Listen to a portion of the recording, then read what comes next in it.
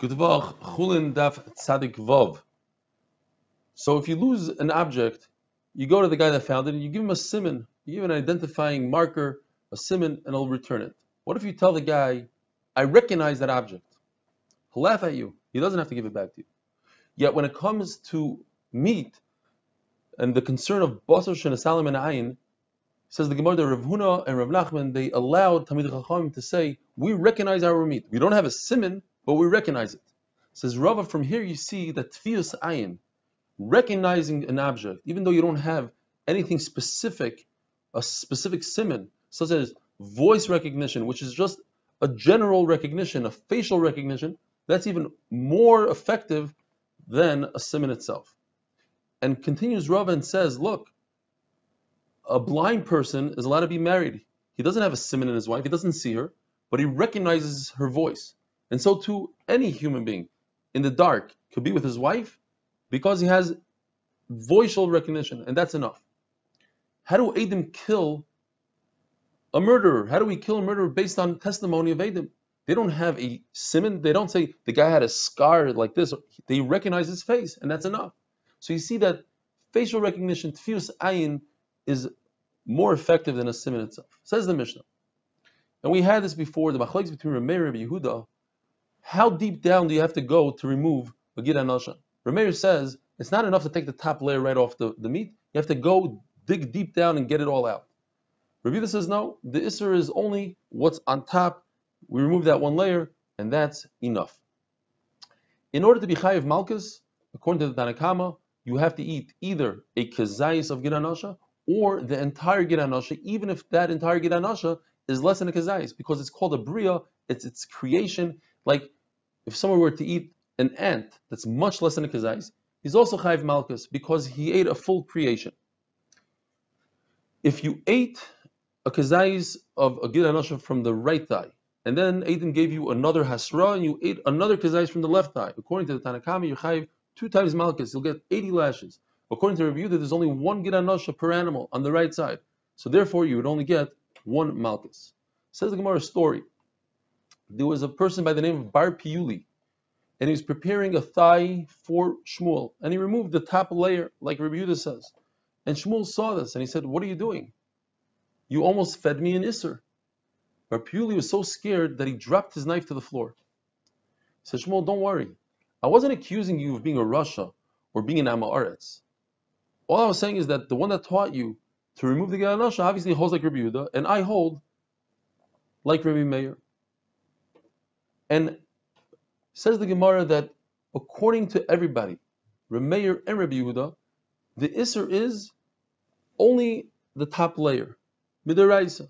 But Midrabbanan Rabbi Meir says you have to go even deeper, which Rabbi Yehuda doesn't agree to.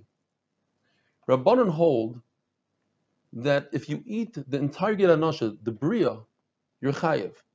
And the fact that the Torah says, Al kein lo yoichlu b'nei Yisrael, and achila usually is a kezayis, all the Torah is trying to tell us is that you don't have to eat all the kezaisim of a gid anasha. So let's say you have a gid anasha that's 10 kezaisim. You don't have to eat all 10. Even if you eat 1 kezais, yoichlu, 1 is enough. But also, if you eat the whole entire gid anasha that's less than a kezais, you're also chayev. And here comes a big chiddush. Chacham say that the Torah says, Al kaf hayorech, that the Isser of gid anasha is not the full length of the gid anasha all the way down the thigh, but only in the area of the kaf hayorech, the spoon of the yorech. And the fact that the Torah says hayorech, the Torah is only telling us to identify which of the 2 gidim are asur. There's a gid achitza and gid apnimi. It's hayorech, the one that's in the entire yorech, which is the gid apnimi, that's the gid anasha. Comes Rabbi Yehuda says no. You're not chayiv on eating the entire bria because the Torah says yoichlu. It has to be a kezayis like every other achila in the Torah. And the fact is that the Torah says hayorech, meaning that I'm chayiv on a gid from top to bottom, the whole yerech. So why does the Torah say al kaf hayerech? To tell us that if the gid is 5, 10 kezaisim, you don't have to eat all 5, 10. Al kaf hayerech, the amount of whatever the yerech is, al kaf, whatever the kaf is, small amount, one kezayis. And now we're going to begin the sugya of Ta'aroives, the famous sugya in Shas. It's 4 daf, it's a beautiful sugya, and it starts here. The Mishnah says that if you have a gid anasha that cooked with the thigh. So it's only usher to eat the thigh if the gid imparted flavor to the thigh. What's the shear? How much flavor? Says the Mishnah, there's halacha Moshe Sinai.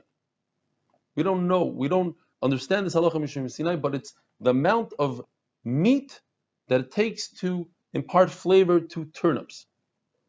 Not carrots and not apples, turnips. That's the halacha Moshe Sinai. So however much, let's say it takes 2 pounds of meat to impart flavor to turnips, so you need 2 pounds of gid anasha to impart flavor to the thigh. Says the Mishnah that if you take a gid and you cook it, so if you recognize this gid, you cook it with other gidim that are kosher, or you take a piece of treif meat and you cook it with kosher meat. If you recognize the treif meat or the gid anasha, you can remove it and it won't be usher to eat the rest of the meat if it didn't impart flavor. If they imparted flavor, then it would be usher to eat the rest of the meat and the rest of the gid.